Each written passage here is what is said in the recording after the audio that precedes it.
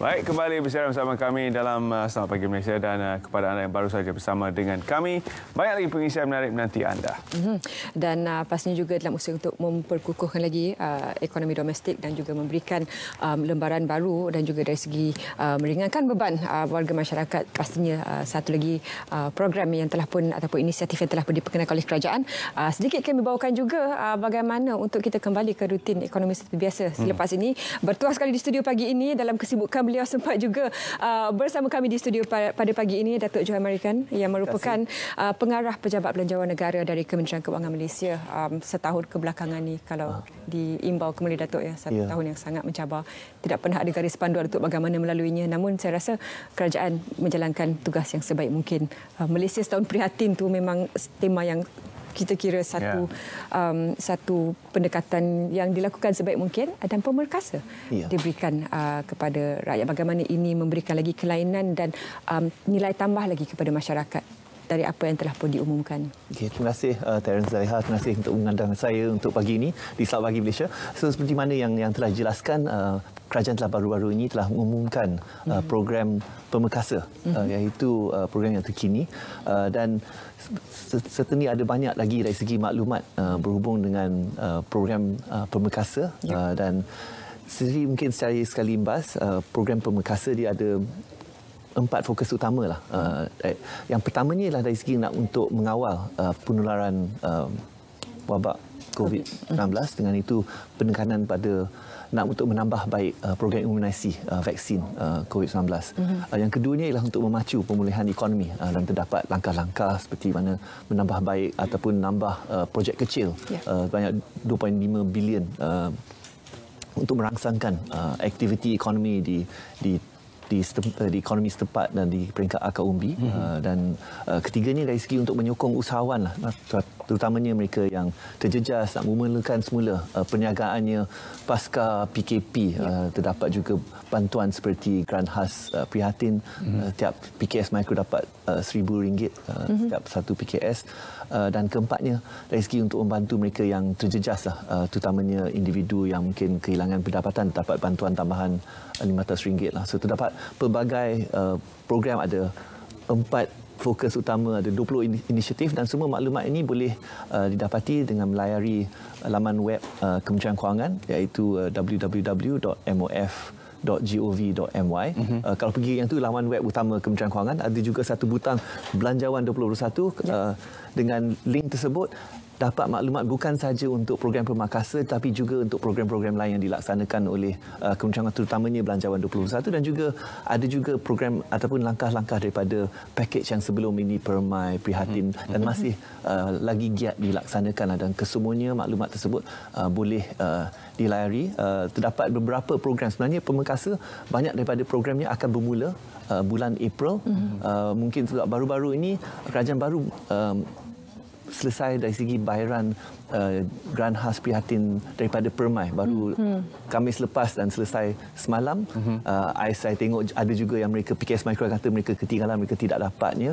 Dan dengan itu bermula esok 1 April mereka PKS Mikro yang layak, mereka yang ada pendaftaran dengan SSM ataupun LHDN ataupun juga pihak berkuasa pentempatan, mereka boleh memohon ada untuk 2 minggu di laman web LHDF. Dia boleh memohon untuk mendapat GKP yang selanjutnya, 1,000 lagi akan diberikan yang di bulan April. Ada juga bantuan-bantuan lain seperti pinjaman mikro dengan pihak macam BSN, Tekun dan sebagainya akan juga memulakan pada bulan April. Mungkin ada benda lain yang menarik, jaringan prihatin di mana isi rumah B40 akan dapat subsidi sehingga RM300 untuk dapat subsidi untuk telefon pintar. Yang tu akan dilancarkan pada bulan Mei. Dan juga golongan belia pun tidak ketinggalan, ada juga bantuan 150 melalui e-dompet.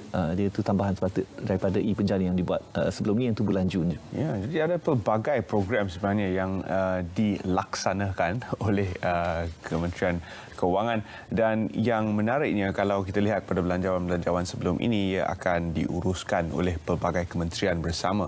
Namun kali ini ada pengawasan secara terus melalui laksana. Jadi kalau kita lihat sepanjang sepanjang tahun ini, bagaimanakah kerancakannya dan juga kesampaian semua bantuan-bantuan yang digariskan ini menurut perangkaan MOF sendiri sepanjang 1 tahun dan melalui pelbagai program?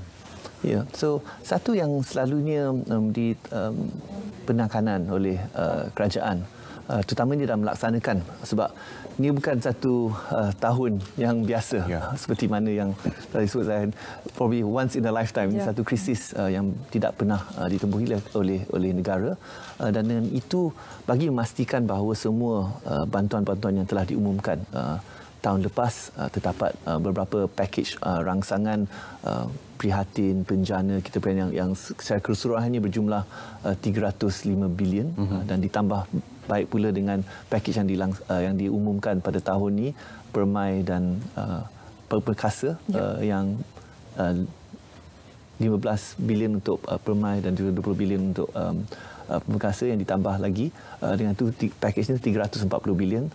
Yang ini juga termasuk juga belanjawan 2021 yang nilai terbesar yang 320.5 bilion. Ini adalah satu yang terbesar sekali dan itu memerlukan penelitian untuk memastikan bahawa semua program ini akan dilaksanakan, dan dengan itu mungkin seperti mana yang saya pernah tengok YB Menteri Kewangan tiap minggu akan buat laporan laksana memberi keadaan terkini dari segi pelaksanaannya.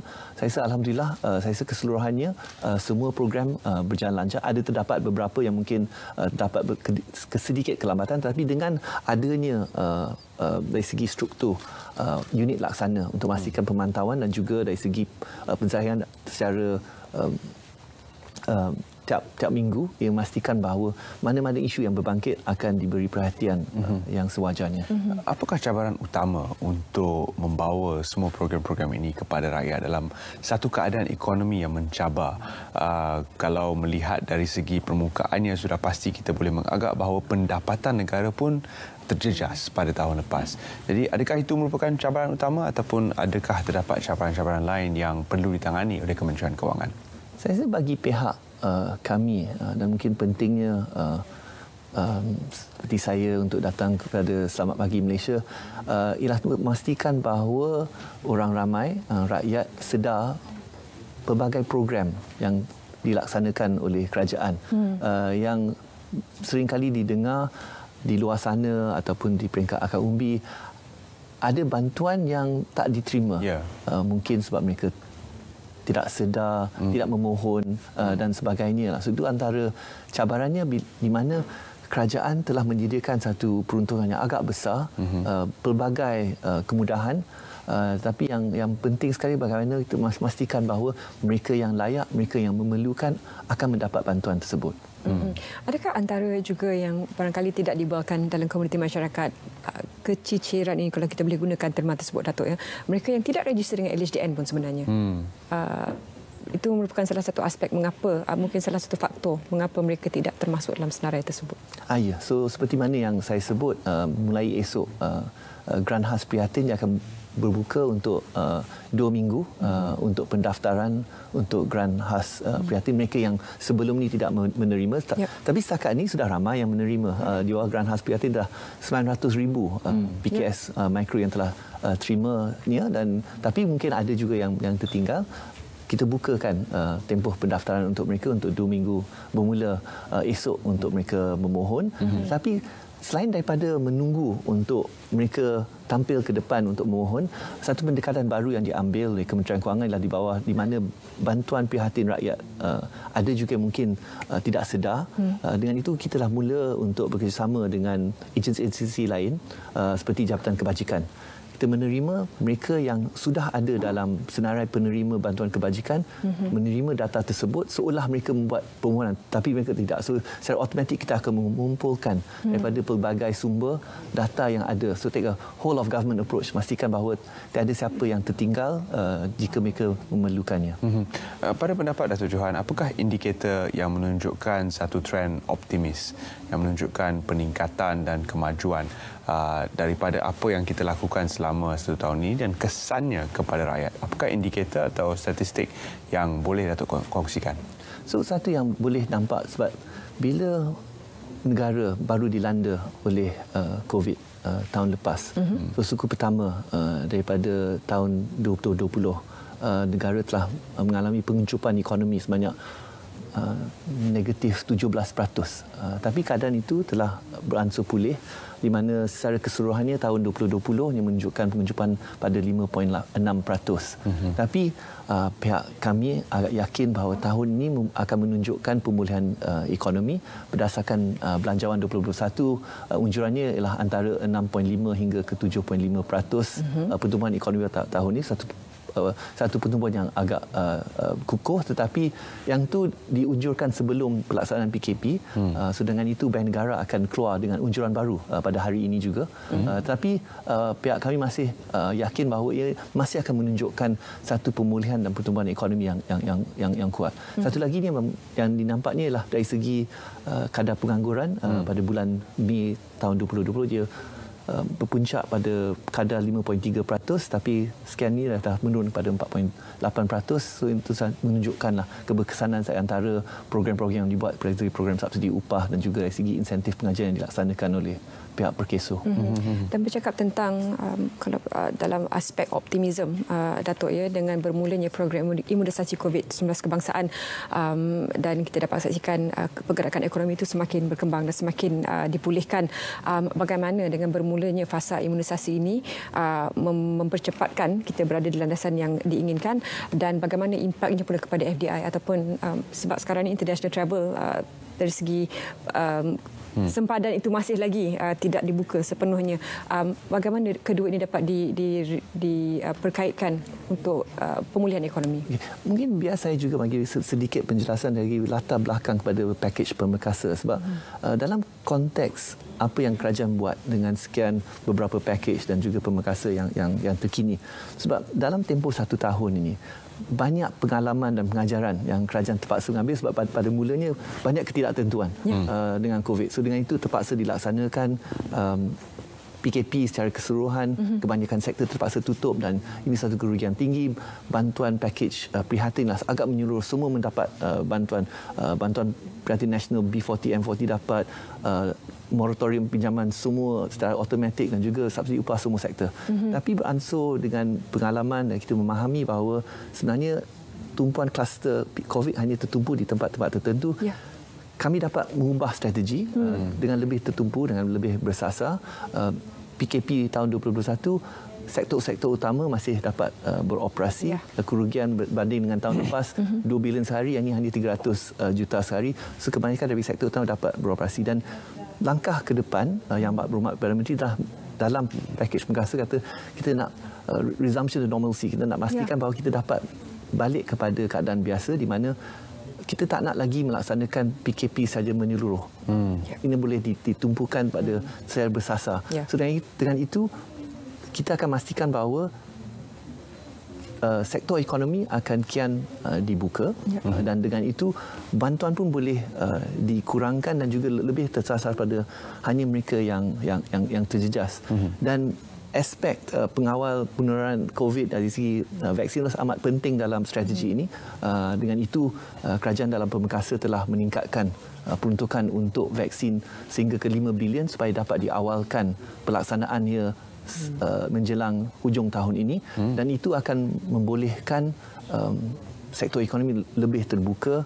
Saya rasa ramai di luar sana menanti-nanti supaya dapat merentas negeri, tapi mungkin itu hanya dapat dilaksanakan bila kita dah mencapai tahap vaksinasi, dan itu sangat penting untuk yang di luar sana untuk mendaftar dan untuk vaksinasi supaya lebih ke arah kita dapat pulang balik kepada situasi yang sebelum ini. Dan dalam konteks itu, jika kita dapat mengekalkan strategi yang telah diumumkan oleh Yang Amat Berhormat Perdana Menteri dan Pemekasa supaya dibuka ekonomi tanpa memerlukan PKP secara menyeluruh, ini membolehkan pelabur dan juga penjagaan sektor swasta untuk membuat perancangannya untuk dari segi pelaburan kapital ataupun untuk menggajikan pekerja baru. Ini semua penting dalam konteks Pemekasa, sebab Pemekasa ini mungkin perlu dilihat sebagai, tak boleh dilihat secara, cannot be seen in isolation, tak boleh secara berasingan. Ini bukan satu macam perantara atau peralihan daripada PKP di mana beberapa sektor termasuk pelancongan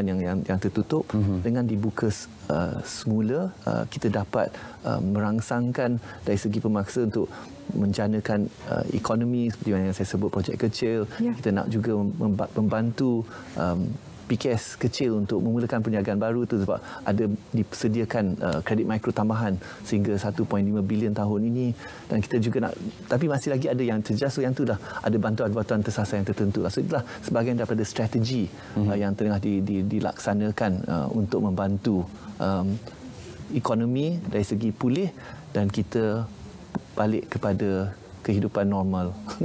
Ya, Datuk, kita memang mendambakan itu, tetapi kalau kita lihat kepada angka yang Datuk kongsikan tadi, pengangguran yang memuncak pada 5.3%, ini mengambil kira sektor seperti pelancongan terutama sekali, sektor aviation, penerbangan, di mana masih ada sejumlah bilangan pesawat yang besar yang tidak boleh bergerak ke mana-mana, dan ini sebenarnya membawa kepada pengangguran yang tinggi di dalam sektor penerbangan kita, bukan sahaja Malaysia tapi juga di seluruh dunia.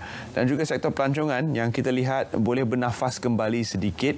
Pada minggu ini saja hotel-hotel di seluruh Kuala Lumpur penuh kerana tawaran harga promosi yang menarik. Kalau dulu kita tak mampu, sekarang kita mampu. Betul. Untuk duduk hotel 5 bintang. Namun begitu, kalau kita lihat pekerjaan-pekerjaan yang hilang mungkin tidak boleh diganti semula. Jadi dari mana datangnya penambahbaikan dari segi angka pengangguran itu? Bagaimana rakyat Malaysia boleh kembali ke kerja, mendapat kerja meskipun keadaan ekonomi belum stabil?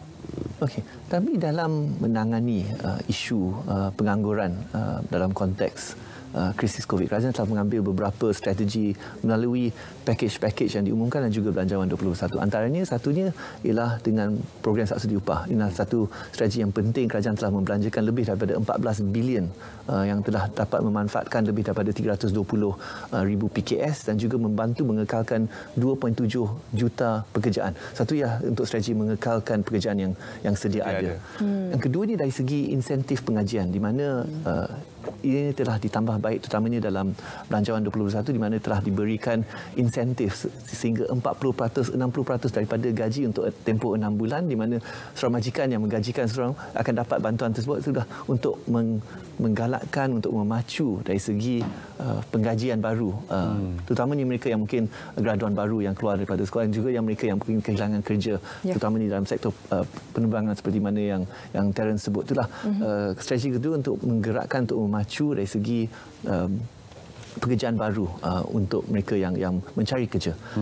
Ketiganya adalah dari segi penyediaan peruntukan untuk reskilling dan upskilling untuk kemahiran baru. So mungkin untuk sektor penerbangan ada peruntukan khusus 50 juta, tapi secara amnya peruntukan lebih sebilion untuk di mana mereka yang mungkin kehilangan pekerjaan dalam satu sektor, dia dapat reskill untuk dapat kemahiran baru untuk menceburi dari segi pekerjaan di sektor yang lain. Dan baru-baru ini dalam Pemekasa, kita telah tambah baik sikit sebab kita faham ada mungkin dalam sektor penerbangan mereka mungkin belum dibuang kerja, tetapi mereka tak dapat pergi untuk penerbangan, mereka tak dapat allowance tersebut, mungkin pendapatan mereka terjejas, mungkin mereka terpaksa menampung ataupun membantu dari segi pendapatan dia buat kerja gig. So kita juga telah mengumumkan bantuan tambahan untuk insentif untuk mereka membuat kerja sementara untuk membantu mereka yang mungkin kehilangan pendapatan. So dia itu antara strategi yang dibuat untuk mengekalkan pekerjaan, untuk menjana pekerjaan baru dan juga dari segi untuk membantu reskilling untuk mereka yang kehilangan kerja dalam satu sektor yang mungkin tak dapat pulih sepenuhnya untuk mencuburi bidang yang lain. Dan secara kesimpulan, Datuk, dalam sedikit masa yang kita ada, kalau bercerita tentang bajet dan keuangan ni, kalau boleh sebenarnya kita nak sambung, tapi akibat kekangan masa, apa yang Datuk lihatkan setelah setahun kita melalui, bukan saja Malaysia, malah seluruh dunia melalui situasi menangani post COVID-19 ini, apa yang sebagai as a nation, sebagai sebuah negara, apa yang lagi yang boleh kita lakukan untuk cuba sebaik mungkin kembali kepada normalsi selepas ini? So seperti mana yang saya sebut tadi, banyak yang telah dipelajari selepas 1 tahun pengalaman dan 1 tahun dapat data. Antaranya ialah data yang menunjukkan bahawa daripada hanya 10% daripada kluster dia akan menyebabkan hampir 90% daripada kes. So, satu yang penting bagi pihak kerajaan, satunya kesimpulannya lah, tak perlu kita nak buat PKP secara menyeluruh, tapi yang pentingnya kita secara cepat mengenal pasti kluster yang muncul dan dengan cepat melaksanakan langkah kawalan dengan sangat ketat untuk kluster-kluster yang tertentu. Ini akan membolehkan ekonomi aktiviti lain akan terus bergerak. Tapi yang tu ialah dari segi pihak kerajaan. Saya rasa yang penting sekali ialah untuk semua rakyat dan juga sektor swasta memain peranannya, dan apa yang kita dah pelajari dah selepas 1 tahun ialah sangat pentingnya dari segi SOP, amalan perjarakan sosial dan juga dari segi SOP yang perlu terutamanya di tempat kerja. Sebab kebanyakan daripada klusternya bermula di tempat kerja selain daripada sosial. Yang mungkin yang akhirnya yang sangat penting untuk memastikan bahawa kita dapat kembali kepada norma ialah supaya semua rakyat berdaftar untuk vaksin. Itu adalah satu pentingnya kita dapat herd immunity lah. Kita dapat immunity sebab jika tidak secukupnya rakyat mendapatkan vaksin, mungkin akan menyukarkan dari segi pembukaan sepenuhnya ekonomi dan kembali pulih kepada keadaan sebelum ini. Ya, lindung diri, lindung semua. Terima kasih Datuk Johan kerana sudi bersama kami dalam Selamat Pagi Malaysia membincangkan pemerkasa dengan lebih lanjut. Untuk pengetahuan yang lebih mendalam, sila layari laman sesawang MOF untuk mendapat kepastian tentang angka-angka yang disebutkan Datuk Johan tadi dan juga bagaimana untuk memohon bagi bantuan-bantuan yang disediakan. JKP dimula esok dan pastikan anda mempunyai dari segi paperworknya, ada registration dengan LHDN, SSM dan semua kriteria yang diperlukan. Kita ingin melihat seketika studio Mat Malaysia untuk tinjauan kaji cuaca dan kita kembali selepas ini dalam Selamat Pagi Malaysia.